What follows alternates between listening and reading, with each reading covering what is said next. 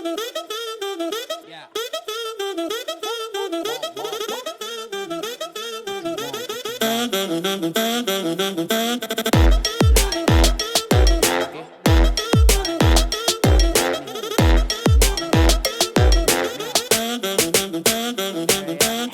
and welcome to Red's Business and Technology Podcast. I'm your host, Jackson Barnes. I'm your co-host, Brad Ferris. And today we're sitting down with Steve Hunter, who's a Director of Sales Engineering for Australia and New Zealand for Arctic Wolf. And we're going to cover off on this episode his journey to end cyber risk down under. Steve, thanks for coming in. Really appreciate it. Did you want to start off with your background before we get into what you're doing now and what Arctic Wolf does? Absolutely, and thanks very much for having me, Jackson and Brad. We appreciate it. So I started my life actually not on the vendor side. So I'm 4 weeks into working with Arctic Wolf, and I'll tell you a little bit about that story in a second. But I actually started as with three mates back down in Adelaide, running a very small reseller. So I come out of sort of the SMB market back in the early 90s and moved very quickly, realised that running your own business is extremely difficult and you end up working full-time, 24 hours a day, 7 days a week. And shifted from there while I was at university to work for what was Western Mining at the time, is now BHP, at their Olympic Dam operations in Outback, South Australia.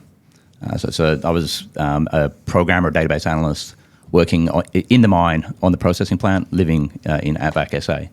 And during the journey that I was there, I actually became the IT manager for BHP, West Mine at the time, at Olympic Dam uranium mine, and ran a small team when I was in my early 20s of sort of 6 help desk staff and ran IT. Shifted from being internal IT at Western Mining to work for Dow Corning. They're an international chemical company where I was doing networking and sysadmin and kind of IT infrastructure all across Asia Pacific. Eventually moved to Sydney and started working as an IT guy for a company, hopefully that you know, Cisco Systems, networking company. And I was an internal IT guy for Cisco for 5 years, which was awesome. So I was doing networking for a networking company. Yep. Super interesting, super challenging. And in that process, I was doing a lot of work with IP telephony back in the early 2000s, just when it had first come out. And so, the dominant vendors at the time were like Avaya and Nortel, and Cisco was the little fish in the big pond of introducing IPT. And discovered in that process of being in IT that I really liked talking about what we were doing in Cisco IT with external customers. And so the sales teams would bring me in, they'd say, hey, Steve, tell us the story of Cisco on Cisco and what we're doing and how you're getting value out of the technology. And what ended up coming out the back of that was I got offered a role in the Cisco sales team to come in as a systems engineer and work with external clients on IP telephony at the time. I eventually went on to do data center and security, and I moved to Singapore with Cisco. Wow. Where I married my lovely wife, Louise, who I met at Cisco. She's a Brisbane girl, so all my in-laws are up here. And I did that. I was up in Singapore for about 8 years, shifted out of being an individual contributor to leading the systems engineering team for Cisco, looking after our 28 largest customers in the world, about a team of 35, and did that until I moved back to Australia in 2015. And at that point, I'd been at Cisco 16 years. And an old colleague of mine who was with me in Cisco had gone off to join a pre-IPO cyber company called Forescout. And Forescout competed with Cisco. It was sort of the third place network access control vendor in the market in APAC, and it competed against Cisco and HP Aruba. And he convinced me to come on board, not because of what they did with NAC, but because they were addressing kind of a new capability that addressed a risk related to IoT and visibility and security at the time. Yep. Did that for the next 5 years, based out of Sydney, traveling all around Asia. We had about 800 customers for Forescout. And then COVID hit. I was still with Forescout, sitting in my bedroom, doing the working from home thing. And some ex-colleagues of mine from Cisco had gone and worked for Google Cloud, had an introduction to Google, and then back in mid-2021, I actually got the opportunity to go work for Google Cloud. So that's where I've been up till about 4 weeks ago. What were you doing there? What role? So head of customer engineering. So I led a team of extremely smart engineers across all technologies. It wasn't just cyber. For initially large enterprise, so very similar to what I did at Cisco. We worked at the large end of town. But then all of this year I've been working with mid-market enterprise and the digital native sort of startup community. So fantastic up until about 4 weeks ago when I shifted to Arctic Wolf. So that's a massive career already, and no doubt Cisco, when you started there and what you were doing in the IP tel, they kind of dominated that market for a long time. After they were a small fish when you started, a bit different, and then so you jumped more into. When did you shift more into cybersecurity? So it's interesting. When I was in IT, we didn't call it cyber back in the days. This was all InfoSec. InfoSec was a sort of a part of that was a component of the role of being in systems administration and networking. So it was network security and there's systems admin security. So I was part of the very early teams at Cisco that responded to Code Red, the Melissa virus, the I Love You virus, if you remember that stuff from the early 2000s. So I got exposed to that, but we always had a separate InfoSec function at Cisco. When I shifted into pre-sales engineering at Cisco, one of the topics that you cover is network security. So there's a big product range that Cisco has with security. And so about 2008, 2009 was when I started working with security products and security teams in customers. But then dedicated to security and cyber only was 2015 when I moved to Forescout. Yeah, right. And that industry has gone nuts since then, and maybe we'll circle back to that. So just to finish that journey, then now you're landing as the Director of Sales Engineering for Australia, New Zealand as Arctic Wolf, which means you have left Google after spending ages getting there, which is pretty rare. Why did you make that jump from Google, the massive giant, which sounds like that was a pretty good role, only after a year and a half, to Arctic Wolf? Yeah, that's a really good question. And there was a little period of time a while ago I was asking myself the same question. Yeah. So, let me say I was not in any way prepared to leave Google. Like in terms of as a technologist that is doing super interesting stuff with customers, Google is the place to be. Yeah. And interestingly, Google is sort of the number 3 hyperscaler in Australia, very similar to how Forescout was the number 3 NAC provider in APAC. And Cisco was the number 3 IP sort of telephony provider when I started there. I have a bit of a thing about going for the underdog. And so if you'd asked me 6-7 weeks ago, what's your career plan? It was to be at Google for the next 3 or 4 years. One of the advantages of being in a leadership role when you're working with technologists is you get to be a little bit smarter every day on the back of working with amazing people. And so a lesson I learned really early from a colleague of mine at Cisco when I was making the decision to become a people leader of smart folk rather than try to be one of the smart folk was part of the job of the people that work with you is to teach you stuff that you find interesting and that they find interesting. So being an SE manager, a sales manager, an engineering manager means if you've got the right attitude, you can get a little smarter every day. And at Google, I had just some absolute weapons. Like they were amazing engineers. And across all topics. So when it comes to AI, ML and data analytics and kind of running things at scale like Google scale, that every week was a week of kind of learning something cool and interesting from one of my team or somebody that worked at Google. I can imagine it would be you'd be learning what Google's doing from a forefront of technology global leader, and then you've got your team as well. You probably get some high-end customers. You'd hear their unique problems and challenges and how to solve those. You would have been learning a lot. So why make the move? Yeah, great question. Yeah, and actually that's a great point. The customers themselves, like how they use the technology, that's probably the most fascinating part of working in a pre-sales function is you get to see all the crazy stuff that people do. So why leave Google? Well, the story is actually interesting that I was having a one-on-one with one of my staff members, one of my engineers, and he had seen that Arctic Wolf was advertising to come to Australia. And he asked me in our one-on-one, he said, Steve, this looks a lot like what you did at Forescout, and they're just coming to Australia. Are you by any chance applying to this Arctic Wolf role? And it turned out he had some mates that worked there. And I said to him, no, Arctic Wolf, never even heard of them. Yeah. Finished the one-on-one, went away, had a look at the role, and had zero intention to go leave Google. But then I looked at the mission that Arctic Wolf is looking to solve for, right? And you said it at the start, right? Like the mission here is to end cyber risk. Pretty lofty goal, but it's prevalent in its core to kind of how Arctic Wolf goes to market and how we do and why we do what we do. And so I did what I think a lot of people would do. I had to look through LinkedIn. I was like, do I know anybody that works at Arctic Wolf? And an old colleague of mine from Forescout had been at Arctic Wolf for about 2 years. And so I pinged Jim in the US and just over LinkedIn. I hadn't talked to him for a year and a half and said, hey, Jim, I get 5 minutes with you just to find out a little bit about Arctic Wolf and what the journey's like? And I had that call with him. And over 15 minutes, he was so passionate and so excited after 2 years. I knew him from Forescout. That his enthusiasm just rubbed off on me, and the mission The mission for Arctic Wolf is focused in the mid-market. It's not the top end of town, and I'll talk about that in a second, like why I love that mission. And I convinced him to contact the hiring manager, who I believed had already kind of gone a long way down hiring for Australia, just so I could get a chance to meet them when they came to Australia. This is 6 weeks ago. So, excuse me. So I had the opportunity to meet the worldwide head of engineering for Arctic Wolf, a guy called Lane, who you might have on the show a little bit later in the year. And Lane, if Jim was like a 9 out of 10 passion for what he was doing, Lane's like a 15 out of 10 passion. And you guys have met Lane, so you know a little bit what I'm talking about. Yeah. And you know, one of the big things about what Arctic Wolf does is, you know, we're not a product vendor. So I've been in product vendor land now for 12 years. And even at Google, you know, we're solving some amazing problems, but it was still sort of a product or a piece of software or a component or a jigsaw puzzle piece that we would, you know, convince you to use, and you would assemble it yourself, and you'd have to build it and operate it and whatnot. And you can use partners to do that. But in the cyber world, even with Forescout, you know, we were on a very pure mission to provide, you know, visibility of, you know, identify the unknown unknowns in your environment so you can protect yourself. And it wasn't for lack of kind of a positive intent, but geez, it's hard to do.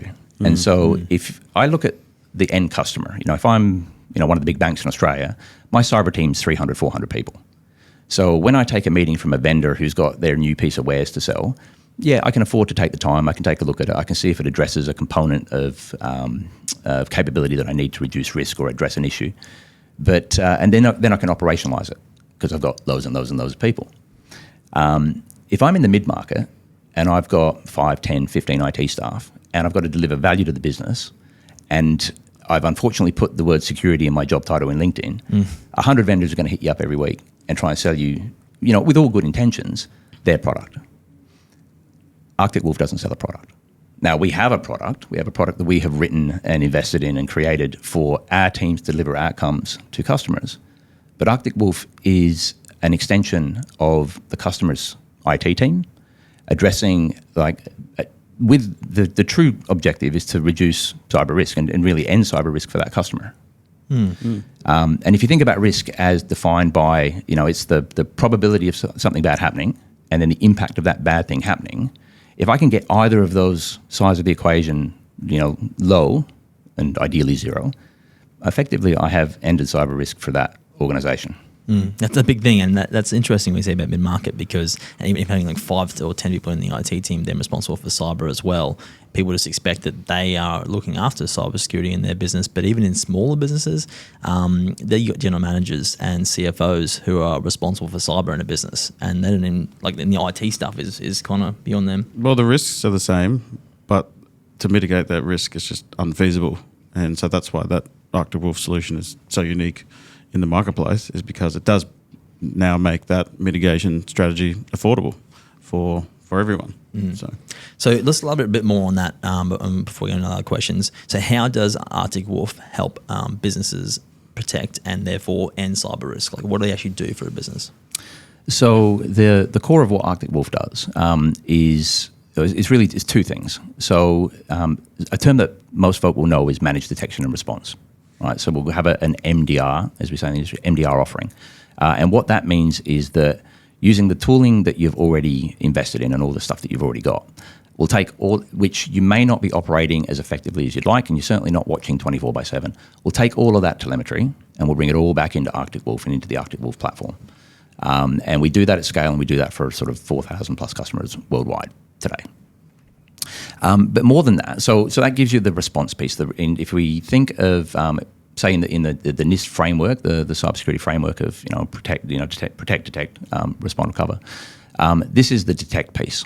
So you've spent all this money on tooling, send it off to somewhere where we're going to be able to watch and monitor, give you high fidelity alerts, do all the triage, so that when you get a ticket or a contact from an Arctic Wolf engineer, you know it's something you need to do something about. Yep. But I'd almost go that's table stakes. There's a lot of MDR offerings out there, and people have been using MDR for a while. That isn't the reason I came to Arctic Wolf. So there's an approach that Arctic Wolf takes, which is how do we deliver this service? And there's a function we have called the Concierge security team. And this is these are named engineers. We have them here in Australia now. They're currently onboarding as we speak, who become an extension of the customer's IT team. They know the customer. They are able to give the context that is needed to do proper event triage when we're ingesting all this telemetry. They have the customer context. Now, in the event that nothing happens with a customer, so if I'm a small business and I've paid for all this tooling and I'm running my business for the year and I never get a ransomware incident and I never have a business email compromise, so I have a perfectly clean year, and gosh, I wish that's the case. What value did I get from the MDR service just by itself? None. Well, I got some productivity value. So peace of mind, maybe. Yeah, I wasn't looking at the alerts. Okay, so I didn't have to do that. So my team gets some benefits because they're not processing alerts. I'm not having to deal with it. But outside of that, not a great deal. Maybe tick the box for compliance too. But in that year, with Arctic Wolf, with the Concierge security team, that team works with you to build a security journey, and that security journey is specific to you, the customer, because that we work with you to know your business. But it's leveraging the fact we've done this for 4,000 other customers and built these sort of packages. We call them spiders, so security posture in-depth reviews. But we pull together a journey of spiders, which takes you from point A where you are now to the end of the year to be in a better place. So that's effectively a bunch of best practice implementations that you can roll out to client depending on where they are in their security journey? Yeah, spot on, exactly right. So that every month you're getting better, and we're taking you on an intentional journey, but it's your journey, not our journey. But it is prescriptive and it is best practice, and it gets better every time because we're doing it kind of the collective defense piece. We're learning from 1,000 of these we're doing an Active Directory administrator account review, for example. That process of how you deal with privileged accounts and identifying the environment, we're doing that for 1,000, 2,000 customers. We make that better every time, as things move on. So one of the big differences there is you are a service, right, not a tool to begin with, but then you are essentially like a fully outsourced security operations for a business is how they look at it, and helping them with their strategy as well as you are their MDR response and everything else. Is that right? Spot on, exactly. And the Arctic Wolf Cybersecurity Operations Center is one of the largest cyber SOCs in the world. So we have the benefit of collective defense related to that. But I think it's the journey that is the important piece, and backed up by 24/7 response and all of that, because you want to be able to respond and detect, but it's sort of a virtuous circle that the better we go on the proactive side, the better we are at being intentional about security strategy and security posture uplift and user education and security awareness training. The better we are at that, the less we need the MDR, like the fewer alerts we have to triage and all of that. So the better we get at the front end, the easier it is to identify the things we need to deal with at the back end when we're reacting. But that journey is kind of customizable because it might be that we're going to do a journey of the year to get certified for ISO 27001. Maybe that's what we're trying to do.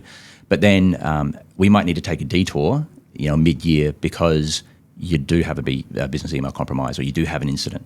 And so then that does two things. We've got to be able to respond and react to that, and that's where incident response comes in, and maybe other partner services as well.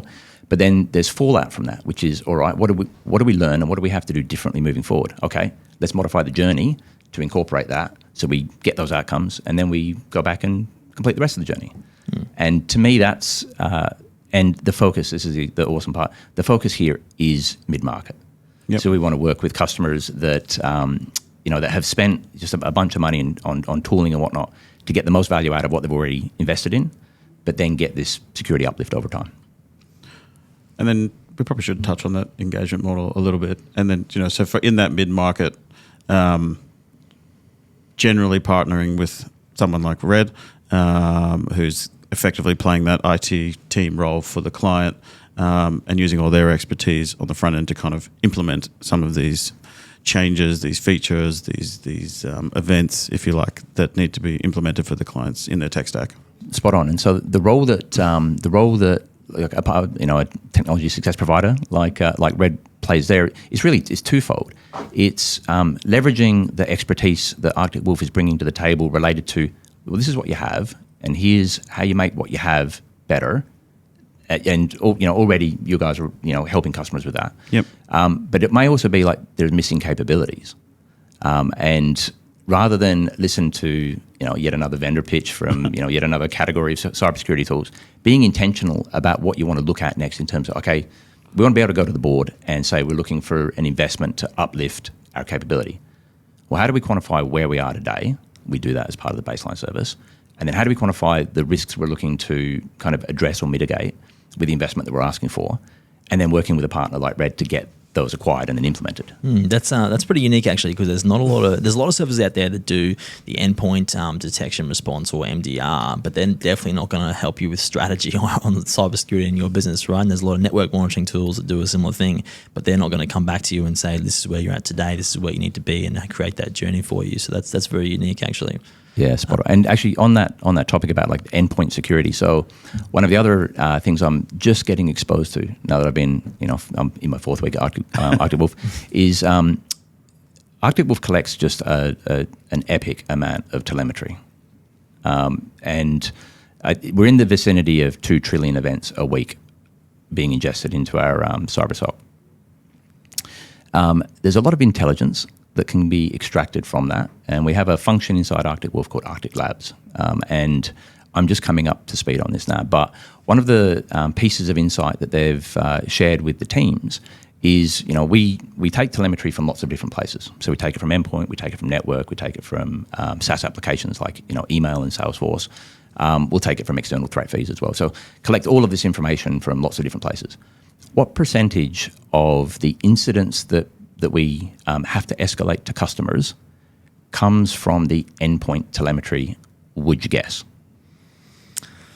Over half. I'm not even going to try. I'll say over half. Yeah, so I would have thought sort of 50%, 40%, something like that. It's in the vicinity of 15 to 18%. Really? So it's less than a fifth. That's interesting. So 15. So just clarify that 15, 18% of logs are coming from the endpoint antivirus tool. So call it 20. Let's call it 20%. Is that including the sensors as well? 20% of the incidents that we have to escalate to a customer to manage, so real incidents, are sourced from endpoint telemetry, which means 80% of the incidents that we escalate to customers we wake them up at 2 o'clock in the morning to, hey, you've got to do something. 80% of those incidents are coming from other sources. Like network SaaS, cloud. Yeah, exactly. Yep. Does it mean you can get away with not having endpoint protection? Absolutely not, because if you didn't, then it'd be like 90% is coming from that. So that the endpoint protection tools are doing their job 100%. Yep. But it does mean that it's not a complete story if that's what you're looking at. So what size business should consider outsourcing their security operations? There's probably might be some value for the audience there, because that is very interesting. And I'd say that definitely 5 years ago, it was only universities and state government agencies and defence and stuff that had their own security operations, and banks, those kind of things, right? But if you look at even like hospitals these days, they don't have security operations internally, and some of them not even externally. What size business should start to consider something like outsourced security operations? Yeah, that's you could almost look at flip the question around and go at what size business would it make sense for you to insource security operations? And I think we're really only talking, very, very large enterprises, and even very large enterprises, will outsource some elements of the security operations. But two windows I would look at that. So there's the core versus context conversation. Like, is security and is is security core to the brand for what you're doing, right? So if you're a Visa or MasterCard, security and trust, massive, right? So they have one of the world's largest SOCs as well. But if my mission is to deliver, high quality refined manufactured goods, in Australia for distribution around Australia, is security core to what I need to be delivering as an IT function? Well, unfortunately, the answer is yes today. Absolutely. Security is core for everybody. But am I going to have the capability to hire the number of staff that I need, put up a 24/7 monitoring environment, and then be confident that I can maintain that over time and get a good outcome? The answer is no. And the answer is no for pretty much everyone, I'd be under 1,000 employees, under 1,000 managed endpoints. That is before it was even semi-viable internalizing a security operations team. Is that what you're saying? Yeah, exactly. And the figures are, they vary a little bit. But if you look at sort of the SANS training related to this, you're looking at 6 to 8 people to staff a 24/7 operations center. So we're gonna generally want to outsource, the context operations for managed detection and response. A bit like log monitoring as well. A lot of folk are, outsourcing to NOCs and managed providers for that. But so that's the sort of where I would look at there. It's that mid-market where I can't start, and staffing a cybersecurity operations center, by the way. I was at Google and I was trying to, part of an interview process, trying to hire security people. Yeah, if you can get them. I couldn't get people at Google. It took us a long time. Even with a big brand like that's kind Google. of nuts at Google, yeah. Yeah, it's crazy. Like the skill set is in such demand in Australia. It is an absolute challenge. And then I don't know if you've seen in the press just recently, they're viewing cyber SOC analysts as the call centers of the IT industry, in that the churn for people coming in, burning out, and then leaving is very high. Yeah, I've heard that the burnout for cyber engineers is massive right now. I can imagine, right, you running 24/7, dealing with threats, stressful environment, and even recently, because all the big breaches in Australia that happened, they've probably got a lot of questions fired back at them internally, saying, Spotlights "Hey, we covered." Yeah, so that would be a big concern. So from what you said, Steve, with all your years of experience, that unless you have 1,000 employees, don't even consider building internal security operations. In terms of what size business would you advise should be considering outsourcing their security operations? Is it down to 100 people, less, or what does that look like? Yeah, everything's a risk-based decision when it comes to this. And I know it's a bit kitschy to say that when you're in IT, or in infosec/cybersecurity, everything's a risk-based decision. But it is. So if you're, and a great example, there's some amazing companies up here in Queensland that I work with in Google Cloud, like the innovation coming out of Southeast Queensland, it's off the charts. And there are companies that are doing some amazing intellectual property development. And I know you had an IP lawyer on here just recently, where they're not massive companies, they're 10, 15, 20 people, but the value of what they're creating is in the tens of millions, hundreds of millions of dollars. Now, for them, 100%, I would be looking at a high quality, high caliber outsourced security operations, but also long-term security strategy, because that is core to how they protect their business. But in general, outside of that, it's going to be in that 50 to 150, 50 to 300 sort of range, as where you're going to get the most value in outsourcing a great deal. And I would almost not outsourcing, because that sounds like you're deferring outsourcing responsibility, but having a external party be part of your security journey. Yeah, you're just leveraging a team of experts that you couldn't practically employ and manage internally yourself. And one bit of a sidebar sort of injection here, when I first started working in networking when I was at Western Mining, I had the opportunity to work with, we had a problem with a Cisco switch, and I was pretty new to networking at the time. And I remember calling up Cisco TAC, if anyone remembers those guys back in the day, and calling Cisco TAC and getting help. And, Cisco had, and to a degree still has, the reputation for the best post-sale support. And I worked with this guy, these are technical support engineers essentially in a call center that were just absolute weapons. They were technical guns and they were amazing. And when I joined Cisco, excuse me, I was in IT and I was in the same building as Cisco TAC down in Chatswood, Sydney. And I was very curious to know, why would someone stay in a technical help desk? Why would somebody stay in support? And we had guys at Cisco that have been in support 25 years.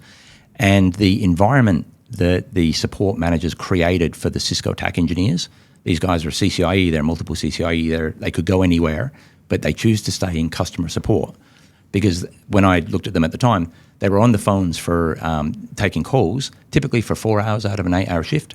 And then the other 4 hours is recreate or playing pool or, back in those days, it's like shooting Nerf guns around the office. But the support managers realized that it's a hard job to get really skilled people to want to stay in. And so they built an environment where the culture of that team was just amazing. And I get a sense walking around the red offices, that's what you're building here. Yeah. Arctic Wolf takes the same approach for the cyber SOC.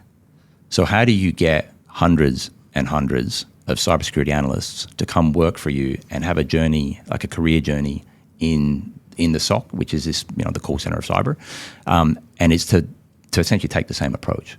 So I'm looking forward to eventually to getting out and seeing them overseas. But they have an intentional approach to bring people in from industry at senior levels and from university early on, and then give them a career journey in cyber where you might want to be in that place for 3 or 4 or 5 years. That is one of the highlights of this journey of building the relationship with Arctic Wolf is seeing that culture, and I've been lucky to meet a lot of the team overseas as well, and it's just just everyone's so passionate, really friendly, great vibe. Everyone believes in the mission, so I've really enjoyed that part of this journey with Arctic Wolf. Sounds like part of the reason you joined, Steve, is the passion you felt from a former employee you used to work with over there, right? And then you had Lane on the call and the passion was too much. And it's easy for me to get distracted on tangents, and I realised I didn't answer your question before. Why Arctic Wolf? So I met Lane and had this 30, 40-minute conversation with him down in Circular Quay. And I walked away and I remember saying to him, look, I know maybe I'm not the guy, maybe you've already picked somebody, I get it. And I hadn't applied for a job in 20 years. It's mostly through networking and people that I have had my kind of career path. This was a job that I applied for, I canvassed for, because I met the team and was like, this is really going to help the middle part of Australia. And as sort of being in cybersecurity in Australia, like you got to think of it like the Team Australia approach, right? Like we all want to be successful. We all want to reduce cyber risk. We want to do good things for Australia overall.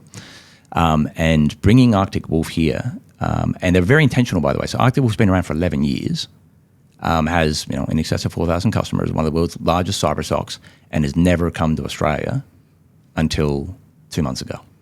Right, and one of the launch partner here with Red, just amazing. They didn't go to Europe until April last year. So they're super intentional. We are super intentional about coming in and doing it seriously. And we're growing. By the way, if people listen to this podcast and are interested in a career in cyber, please look me up on LinkedIn. Come on, because we're hiring and we're growing. But the mission is amazing. Yeah, I do want to touch on the Australian plans shortly, but before we get there, one of the challenges I think that IT managers and CIOs, people responsible for technology who get bucketed with cyber as their responsibility as well, which is like 99% of people we speak to, I would say, that cybersecurity gets bucketed with the IT team as their responsibility. What advice do you have them for going to their board or CFO or CEO with this? We wanted to get Arctic Wolf for outsourced security operations. We have this much risk, for example. How would you go about that if you were sitting in their shoes as a CIO, responsible for cyber as well, but don't have any cyber operations now, basically?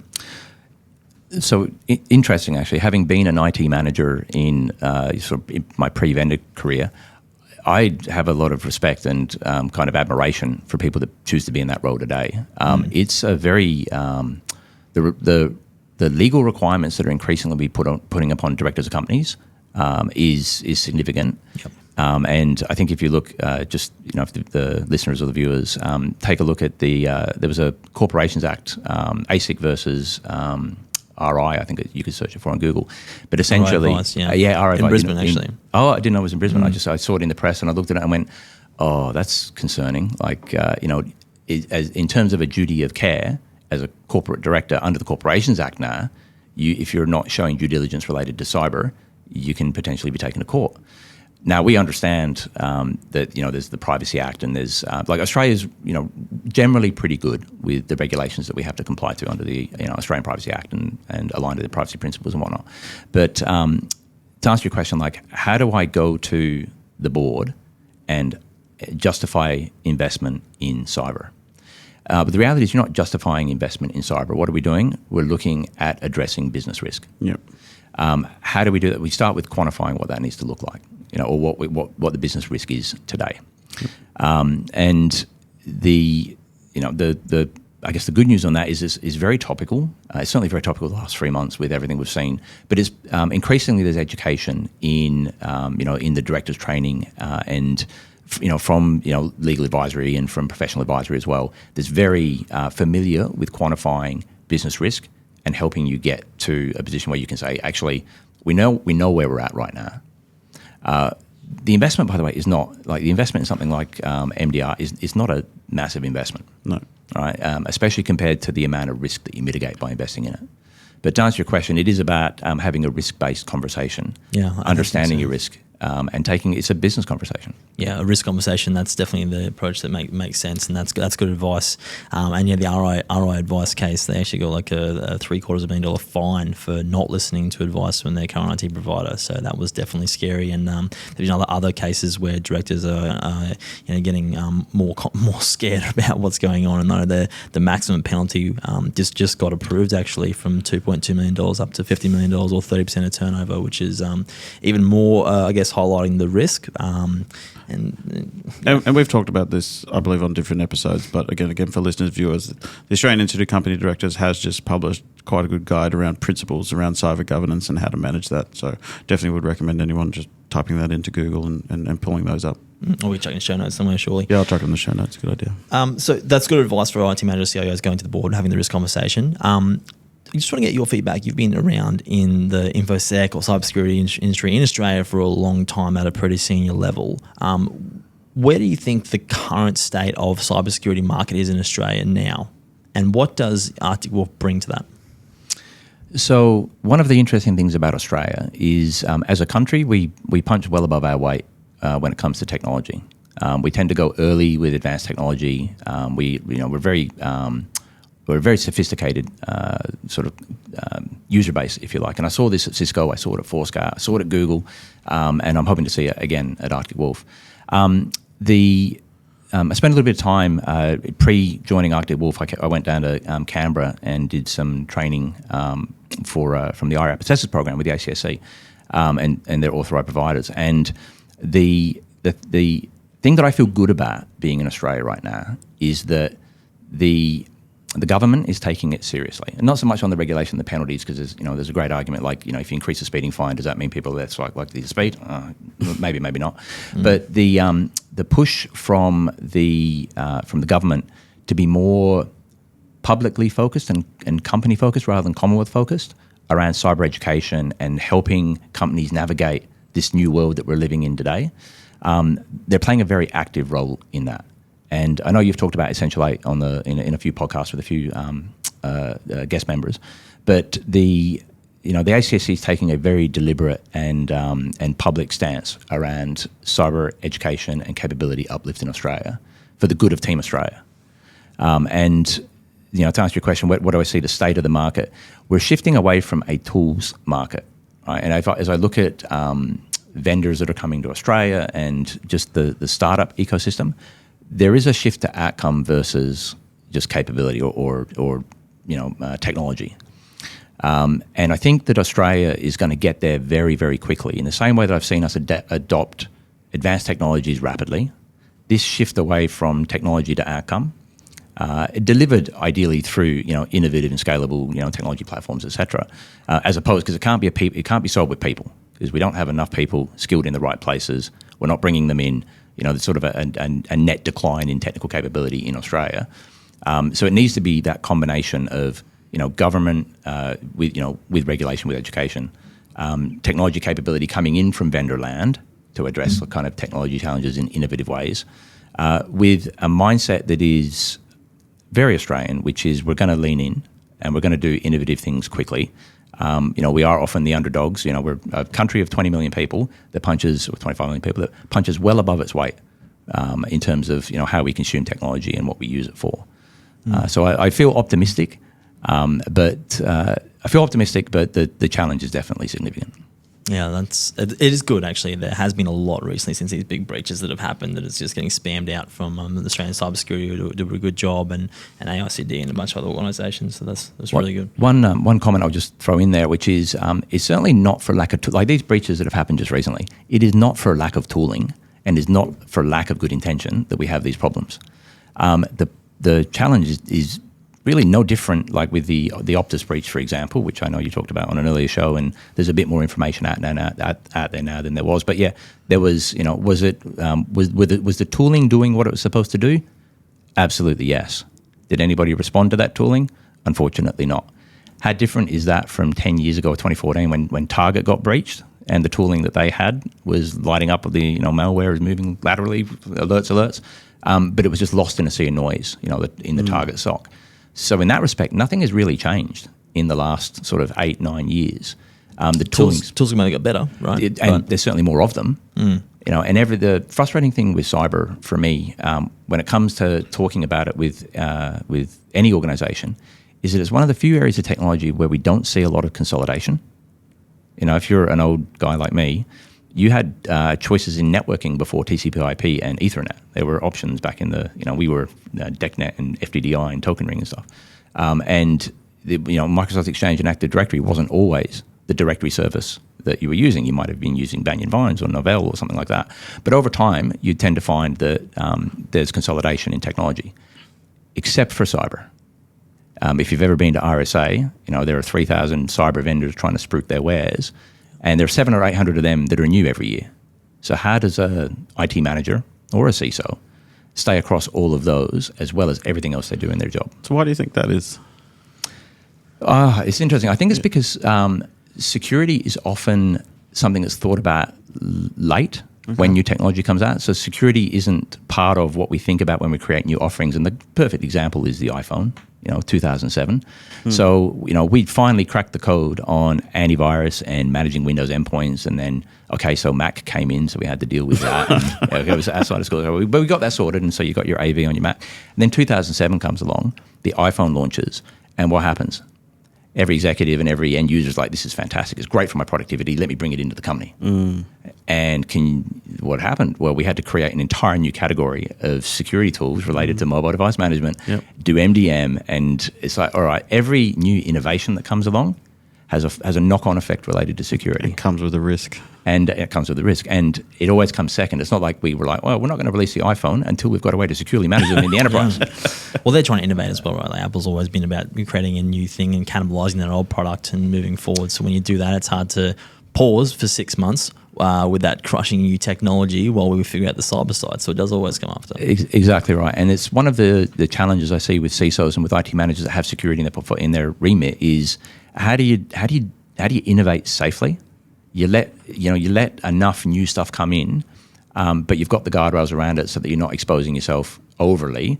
But you can never be fully secure. Yeah.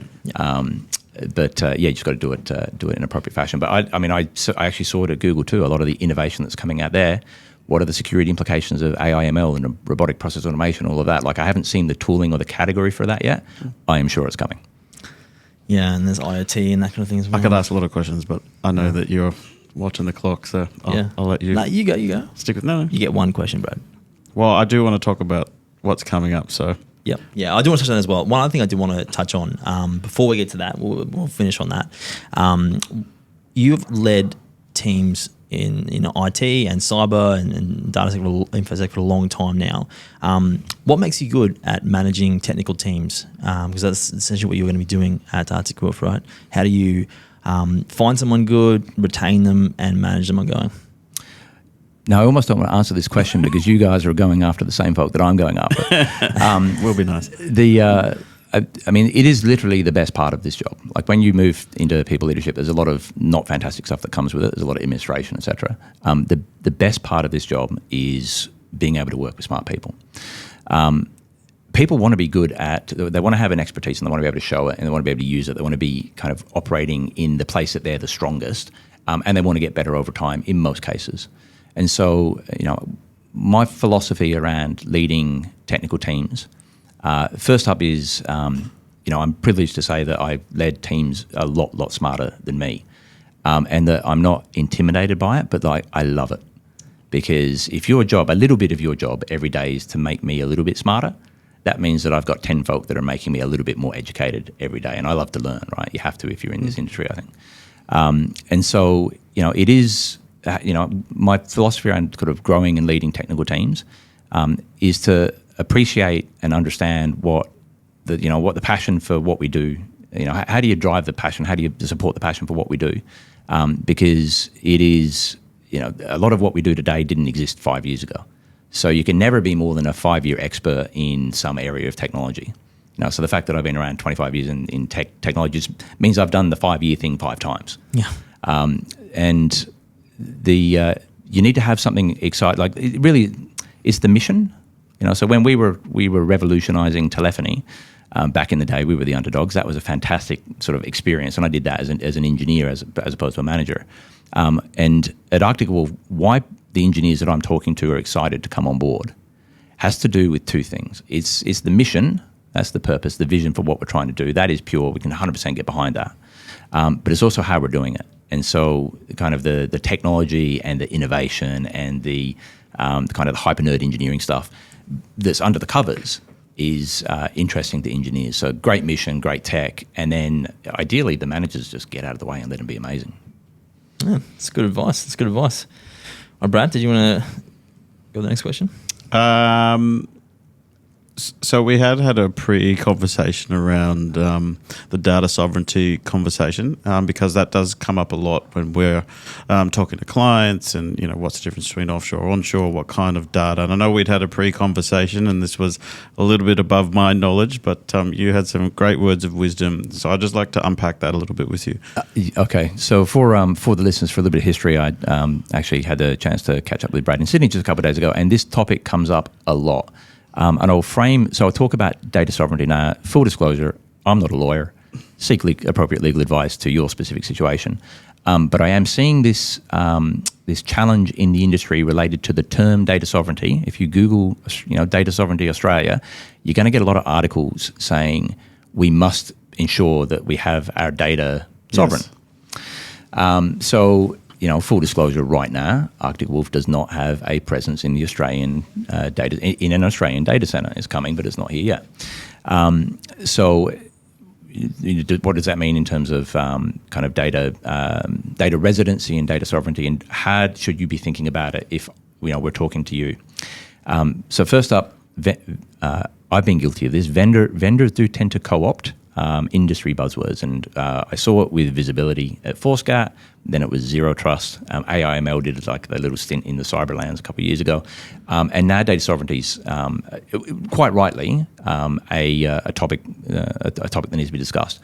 My view on this is, first of all, skip the vendor marketing stuff, right? So if you're seeing a local sovereign data center talking about like the only way to be safe and secure with your data is to ensure that you've got it onshore in Australia. No, not really. The only way to be safe and secure with your data is to ensure that you've got it classified properly and you've got it protected appropriately. Because if it's onshore and poorly protected versus offshore and well protected, I would take offshore and well protected every time. Yep.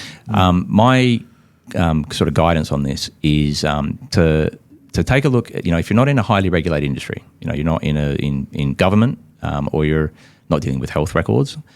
In general, the Australian Privacy Act is the overarching act that governs what we need to do related to protecting the privacy of Australians' data.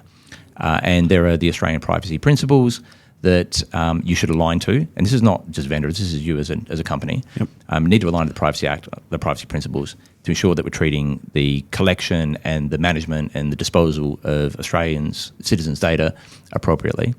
And that's the approach that we're taking at Arctic Wolf as well, which is we're aligning to the the Privacy Act and the privacy principles related to data residency, and ensuring that, like, at the moment, there is actually no requirement for you to have your customer data, even your customer databases, onshore.